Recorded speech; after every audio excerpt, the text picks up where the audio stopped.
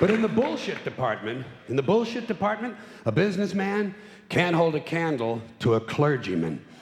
Because I got to tell you the truth, folks. I got to tell you the truth. When it comes to bullshit, big time, major league bullshit, you have to stand in awe of the all-time champion of false promises and exaggerated claims, religion. No contest. No contest. Religion easily has the greatest bullshit story ever told.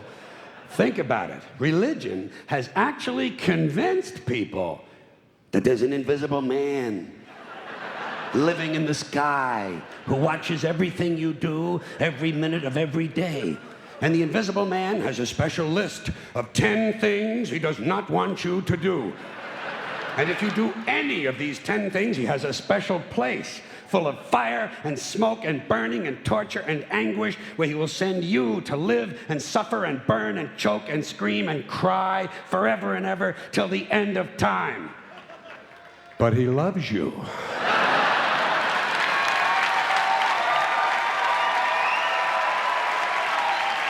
He loves you. He loves you and he needs money. He always needs money. He's all powerful, all perfect, all knowing, and all wise. Somehow, just can't handle money. Religion takes in billions of dollars.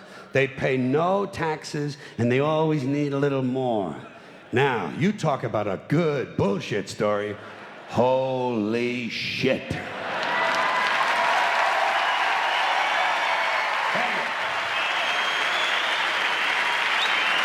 Thank you. But, thank you. Thank you very much.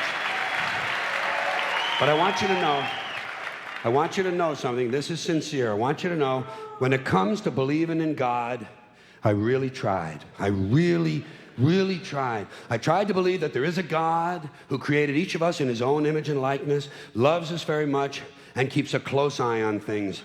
I really tried to believe that, but I gotta tell you, the longer you live, the more you look around, the more you realize something is fucked up. Something is wrong here. War, disease, death, destruction, hunger, filth, poverty, torture, crime, corruption, and the ice capades.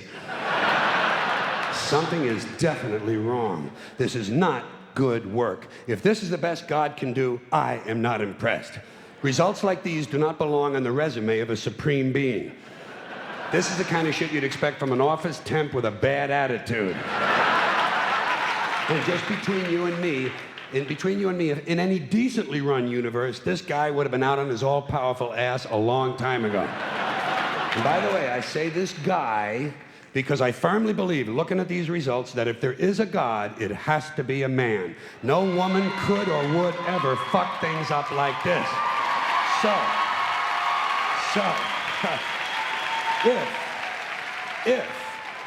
If there is a God, I think most reasonable people might agree that he's at least incompetent and maybe, just maybe, doesn't give a shit.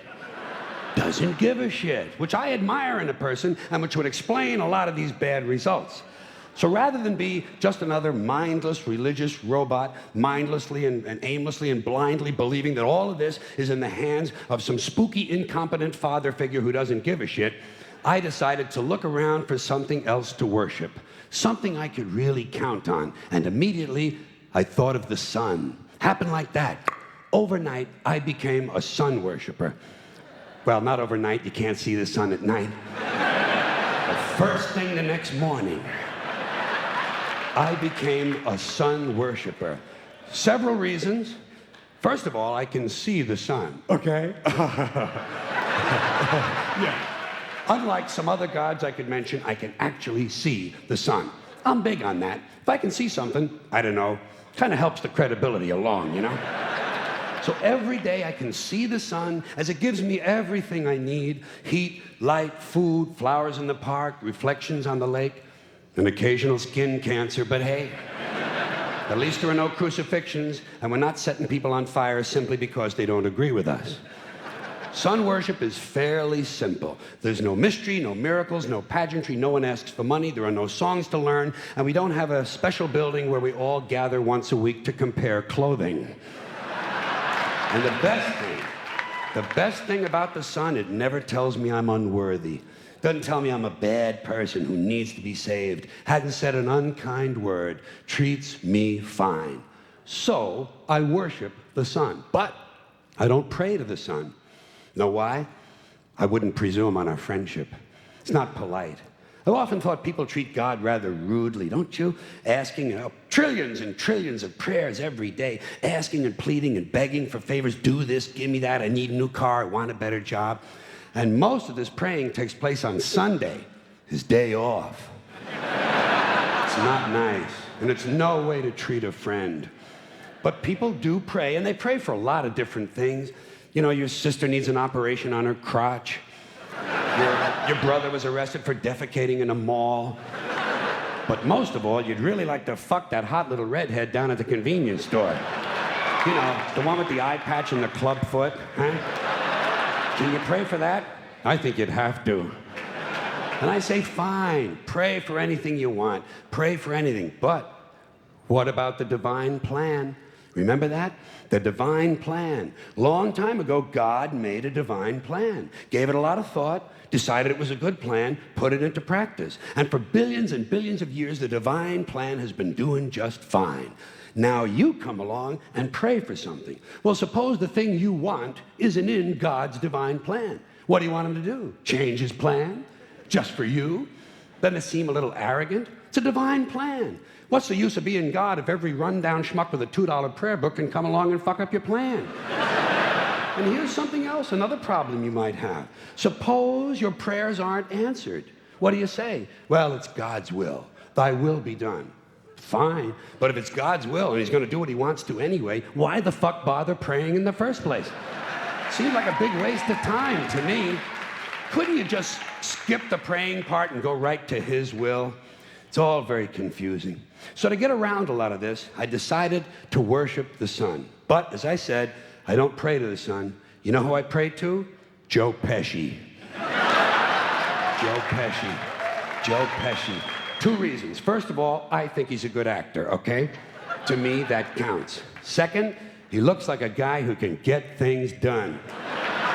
Joe Pesci doesn't fuck around. Doesn't fuck around. In fact, Joe Pesci came through on a couple of things that God was having trouble with. For years, I asked God to do something about my noisy neighbor with the barking dog. Joe Pesci straightened that cocksucker out with one visit. It's amazing what you can accomplish with a simple baseball bat. So I've been praying to Joe for about a year now. And I noticed something. I noticed that all the prayers I used to offer to God and all the prayers I now offer to Joe Pesci are being answered at about the same 50% rate. Half the time I get what I want, half the time I don't. Same as God, 50-50. Same as the four-leaf clover and the horseshoe, the wishing well and the rabbit's foot. Same as the mojo man. Same as the voodoo lady who tells you your fortune by squeezing the goat's testicles. It's all the same, 50-50. So just pick your superstition, sit back, make a wish, and enjoy yourself. And for those of you who look to the Bible for moral lessons and literary qualities, I might suggest a couple of other stories for you. You might want to look at The Three Little Pigs. That's a good one. Has a nice, happy ending. I'm sure you'll like that. Then there's Little Red Riding Hood, although it does have that X-rated part where the big bad wolf actually eats the grandmother, which I didn't care for, by the way. And finally, I've often always drawn a great deal of moral comfort from Humpty Dumpty. The part I like the best, all the king's horses and all the king's men couldn't put Humpty Dumpty back together again. That's because there is no Humpty Dumpty and there is no God. None, not one, no God, never was. In fact, I'm gonna put it this way. If there is a God, may he strike this audience dead. See, nothing happened. Nothing happened. Everybody's okay. All right? Tell you what. I'll raise the stakes. I'll raise the stakes a little bit. If there is a God, may he strike me dead. See, nothing happened. Oh, wait, got a little cramp in my leg. And my balls hurt. Plus, I'm blind. I'm blind. Oh, now I'm okay again. Must have been Joe Pesci, huh? God bless Joe Pesci. Thank you all very much. Joe bless you. Thank you very much. I appreciate it.